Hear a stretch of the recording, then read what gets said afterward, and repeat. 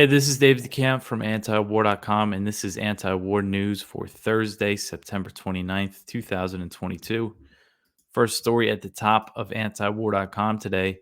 This new $1.1 billion arms package for Ukraine includes 18 HIMARS launchers. So this was, I went over this yesterday that the U.S. was going to announce a new massive arms package for Ukraine, and it was detailed by the Pentagon on Wednesday. So it's $1.1 billion, and it includes 18 of these high mobility artillery rocket systems known as the HIMARS. These are the portable, longer range artillery systems that the U.S. started sending Kiev a few months back. But 18 is a lot of these launchers for them to send. So far, the U.S. has delivered 16 of these systems to Ukraine.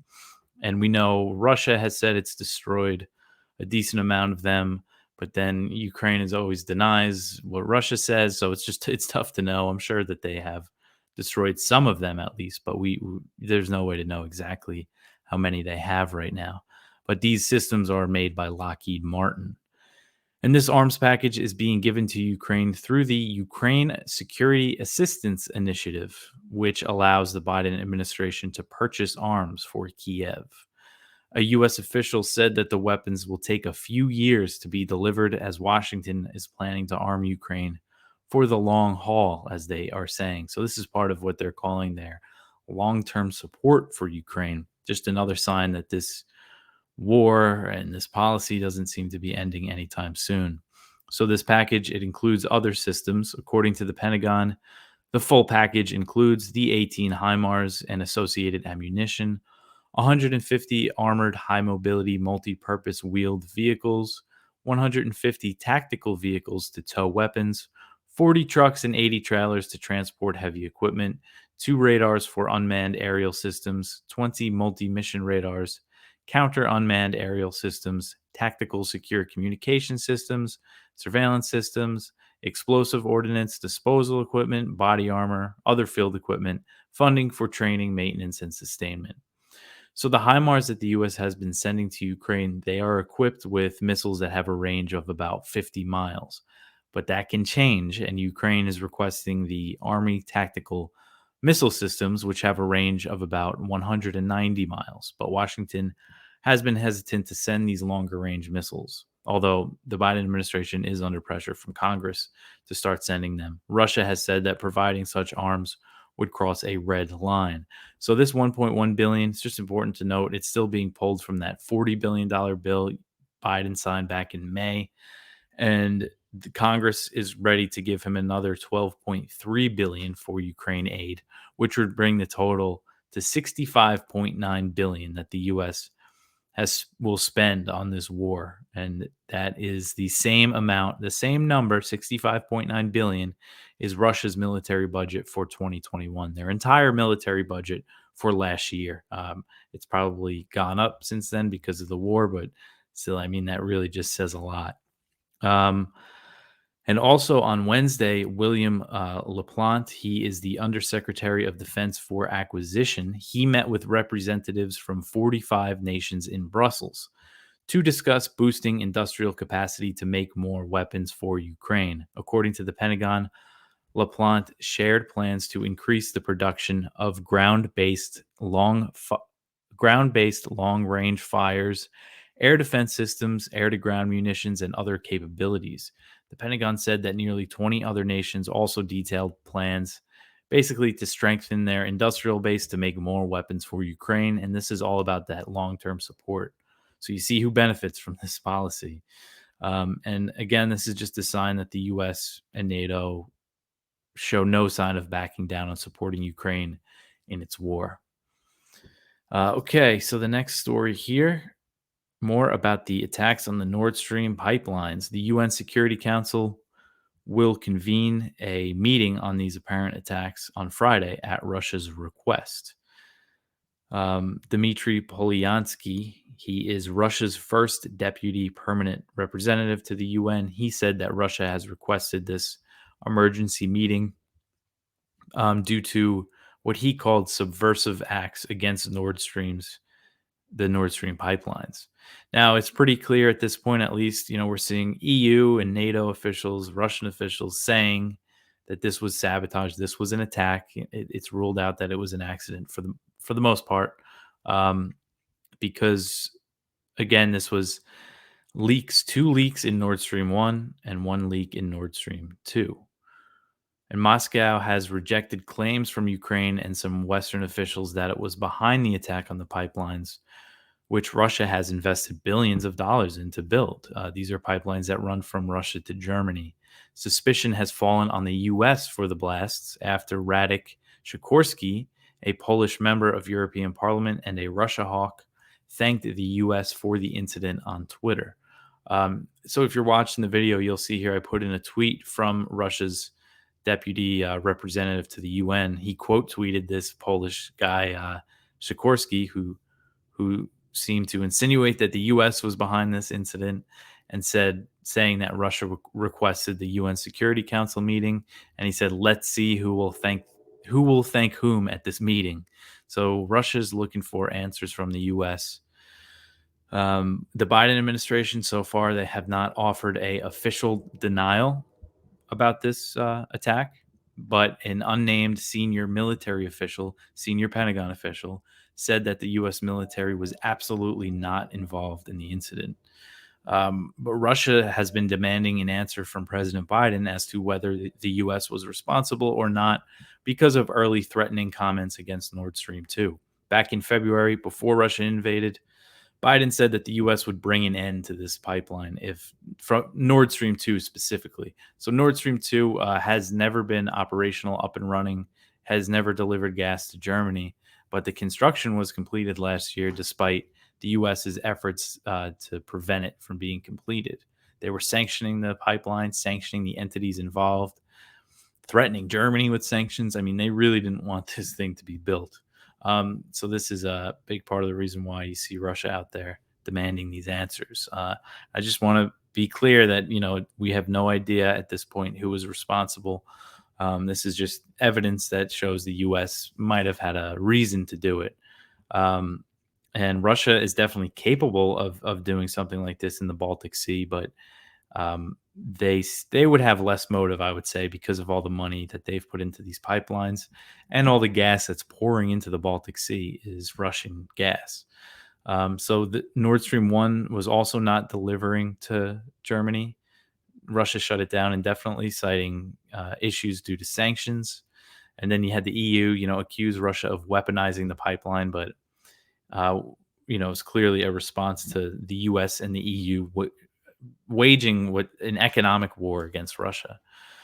So at the time of the incidents of the leaks, the pipeline still contained gas under pressure, even though they weren't delivering gas. There was still gas in there. So we'll definitely keep a close eye on this story, see how it develops. All right, the next one here. Russia says that military operations will continue until at least the Donetsk Oblast is what they say liberated, quote unquote, liberated. So Russia said Wednesday that what they're calling their special military operation, that's what they're calling the war in Ukraine, will continue at least until it captures all of the Donetsk region in eastern Ukraine. So Donetsk is home to the self-declared Donetsk People's Republic, the DPR, which was first established in 2014 following the US-backed coup in Kiev. The DPR and other Russian-controlled areas in Ukraine are expected to be absorbed by Moscow after referendums that concluded on Tuesday. So this is interesting because when asked about how much longer will the fighting continue, Kremlin spokesman Dmitry Peskov said, quote, "The least I can say with an absolute clarity is that you all know well that not the whole territory of the Donetsk People's Republic has been liberated. We are speaking here about the territory within its 2014 borders," end quote. So Russia and the DPR, they currently control more than half of Donetsk. And when last week, when President Putin ordered his partial mobilization, he still said that the fighting is still going to be focused on capturing the rest of this area here. So if you're watching the video, you see all the areas highlighted in red are Russian controlled, and this is Donetsk. So all these areas, there looks like Russia is going to annex them. They're going to become part of Russia, which really puts this war in a new dangerous phase. Referendums were also held in Luhansk, Kherson, and Zaporizhia, and authorities they reported results that showed a huge majority of voters want to join Russia. I should say the DPR and the LPR, the Luhansk People's Republics, both self-declared after the 2014 coup. They did ask Putin. They asked to join Russia back then, so they've been asking for a while.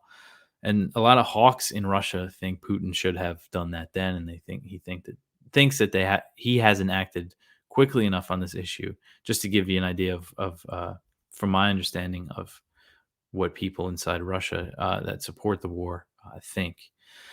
You know, and when these referendums, I mean, I'm not in a position to say if they were legit or not, but I think there's a lot of just hysteria coming out of the Western media about them. But either way, Russia's going to take these territories, it seems, and they're going to treat. They're saying they're going to treat Ukrainian attacks on them as attacks on Russian territory, which has big implications for all the nuclear warnings that we've been hearing about. Just very dangerous phase. And just speaking of all this stuff, I want to mention our sponsor, How the West Brought War to Ukraine by Benjamin Oblo, which outlines the steps that the U.S. and NATO and other Western powers took to bring this war, to provoke the war in Ukraine that we're seeing now. And Colonel Douglas Macgregor, who has been a very important voice on this issue since Russia invaded, one of the few people that can get on Fox News, more mainstream outlets, and say and speak truth about this war. He said, for those concerned about U.S. national security and the peace of Europe, this book is essential reading. So you can purchase it on Amazon for $10. You'll find the link in the description. And if you want the ebook, the Kindle, it's 99 cents. That's the lowest rate that he could sell it for. He just wants to get the book out there. So that's How the West Brought War to Ukraine.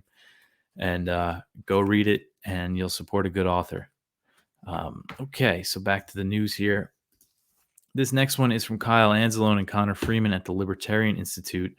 And it says that the U.S. has increased surveillance of Kaliningrad, which is the Russian enclave on the Baltic Sea. It is in between Lithuania and Poland.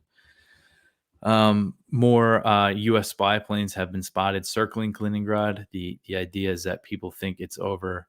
They're looking for nuclear activity, but it's just an example of how tensions are increasing in the region.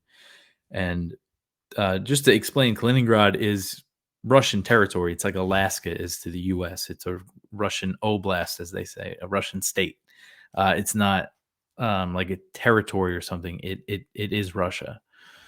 All right, the next one, we got more headaches for governments in Europe. Tens of thousands protest against NATO and the EU in Prague. That's the capital of the Czech Republic. So this marked the second time within 1 month that massive demonstrations took place in the city, as Western sanctions against Russia are backfiring on Europe and energy prices are soaring. The demonstrations in Prague have brought together parties from across the political spectrum. According to Reuters, the organizing group, which is known as Czech Republic First, is against Prague's EU and NATO memberships and wants the country to be militarily neutral. One demonstrator told Reuters, quote, "This government is absolutely anti-Czech. It serves Brussels, American power, and NATO. It has no regard for Czech citizens' interests," end quote. So European leaders across the continent, they're worried about increasing civil unrest as winter is approaching. In Germany, this is interesting, thousands have gathered in recent days in the northeastern state of Mecklenburg-Vorpommern to demand that Berlin open the Nord Stream 2 pipeline, but it doesn't seem like that's going to happen. But it's just interesting to see people are out there calling for this to get Russian gas flowing again because of the prices that they're dealing with. Now, one thing I don't think I mentioned in the Nord Stream article that I should have said is that the repairs are going to be extremely difficult. So there's a good chance that these pipelines may never be able to deliver gas ever again. I mean, with sanctions on Russia, it makes working with Russian companies, almost impossible for the European countries. All right, the next one, Kamala Harris says that the U.S. will operate undaunted and unafraid in the Taiwan Strait. So, Vice President Kamala Harris, she addressed U.S. troops in Japan on Wednesday after she attended the funeral of Shinzo Abe, the former Japanese prime minister who was assassinated in July. Her trip came at a time of soaring tensions between the U.S. over the issue of Taiwan, which she seemed like she wants to escalate those tensions even more. She said in her speech, quote, "We will continue to fly, sail, and operate undaunted and unafraid wherever and whenever international law allows," end quote. So she was referring to the Taiwan Strait when she made that statement. And what she also said, which is probably more provocative in Beijing's eyes, is that the U.S. will continue to strengthen unofficial ties with Taipei and accuse China of trying to change the status quo across the Taiwan Strait.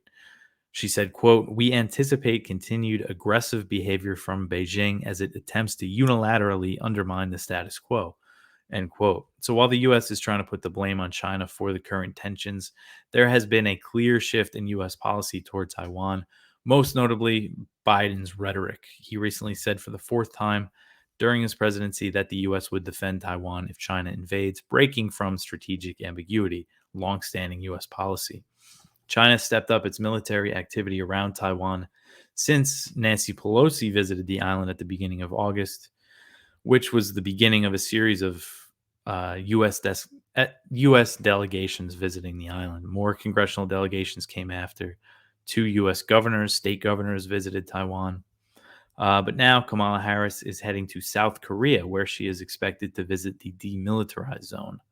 Ahead of her visit, North Korea launched two ballistic missiles into the waters off its coast as U.S. and South Korean warships are conducting drills in the region.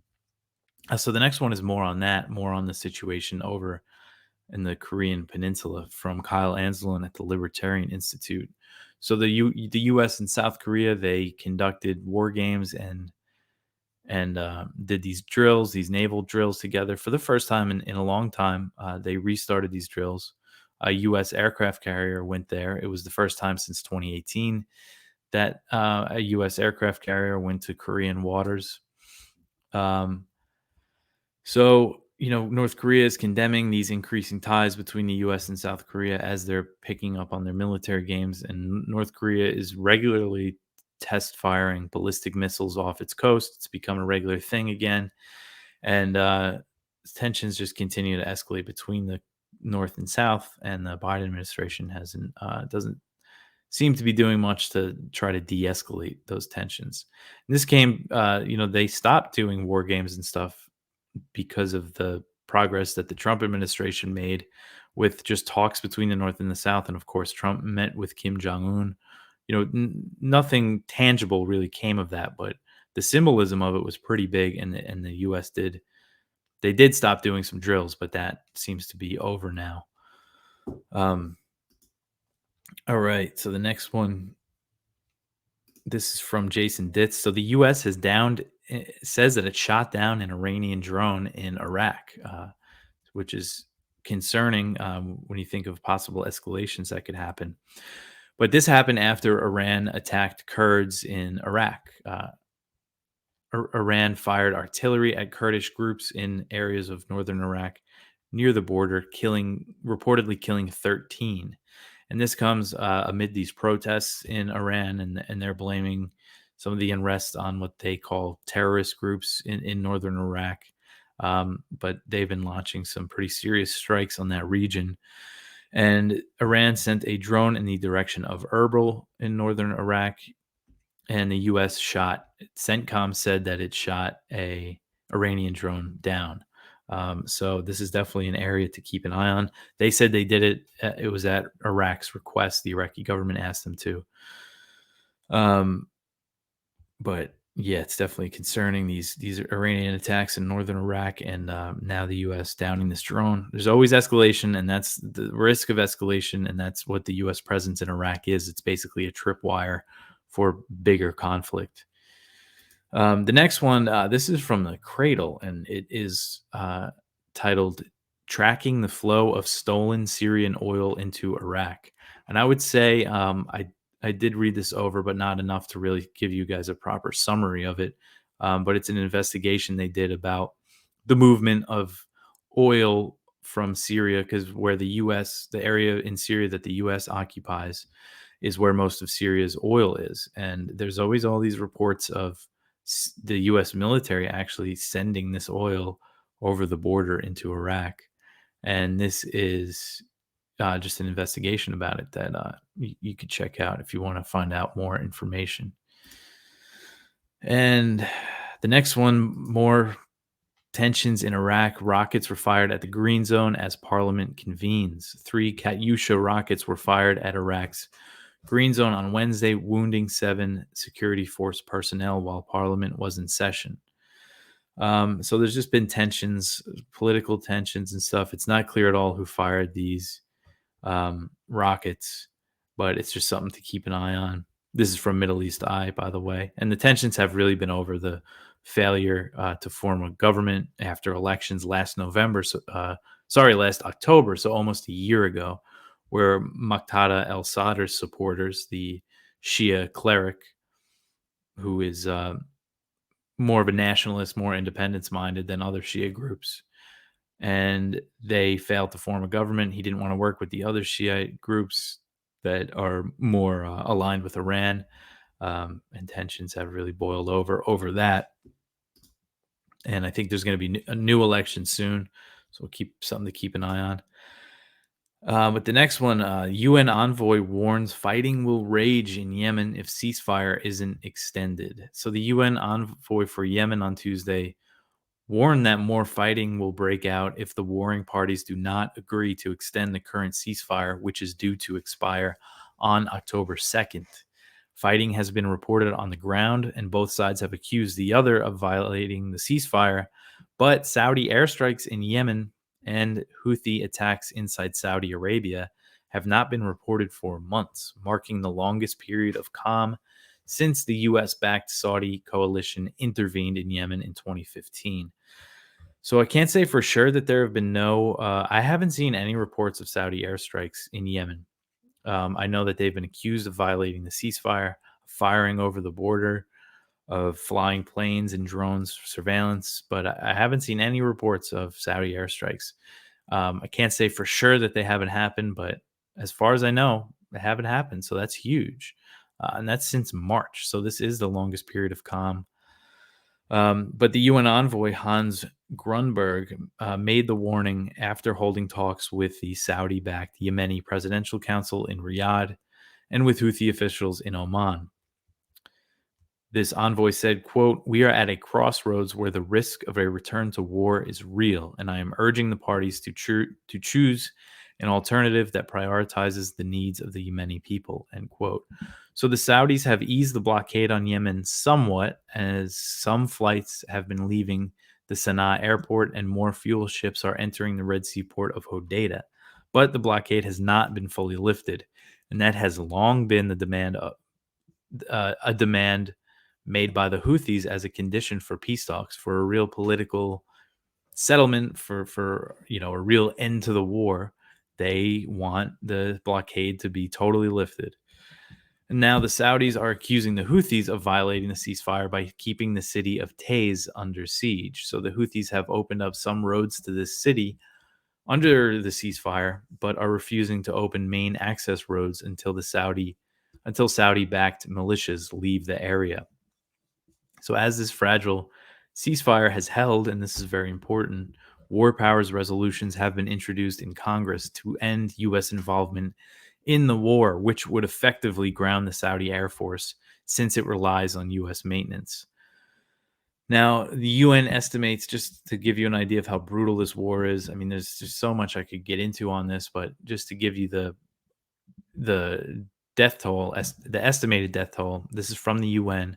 They say that at least 377,000 people have been killed in this war. More than half of them are children under the age of 5. And this is a lower end estimate. This was the death toll that they gave at the end of 2021. And while there's been the ceasefire, airstrikes have stopped. Airstrikes spiked in the beginning of this year in January and February. and the blockade is still being enforced. It's been loosened a little bit, but the people are still suffering from the conditions caused by the war. And as you see, as always the case, it's the most vulnerable. It's children that are dying. But we could actually do something to help end this war, as there are resolutions in war powers. Resolutions have been introduced in both the House and the Senate, and there's over 100 bipartisan co-sponsors for this effort. And these war powers resolutions, like I said, would end U.S. involvement in the war. And really, now is the time to push it, as this ceasefire is about to end. And if you go to 1833stopwar.com, it explains this. It tells you the resolutions, and it gives you a prompt. You could call this number 1833-STOP-WAR. It gets you connected with your representative, and then you can go through this prompt here and read from the script. You could say your own thing, of course, but this makes it easy. It makes it easy for me. I don't like calling. I feel kind of awkward, but this makes it very easy and simple. So if people do this just to put the pressure on, I think it's really important. And I think it could make a difference. So, if you're in the U.S., go to 1833stopwar.com and tell your friends to, because this is just one of the most brutal things. It's probably the worst thing that's been going on in the world. And that's saying a lot considering all the wars and stuff, but just that this has been an intentional war against the civilians of Yemen. But okay, that's it for the news for today. I know that was a lot of stuff, but we got through it. I want to remind you again, October 8th in Washington, D.C. at the Department of Justice, there will be a rally for Julian Assange that I will be speaking at. You could contact the show at news@antiwar.com. You can follow me on Twitter. You can support us, antiwar.com/donate. You can get some nice antiwar.com t-shirts in the link in the description. That's a great way to support us. But I'll be back tomorrow with some more news. Thanks for listening.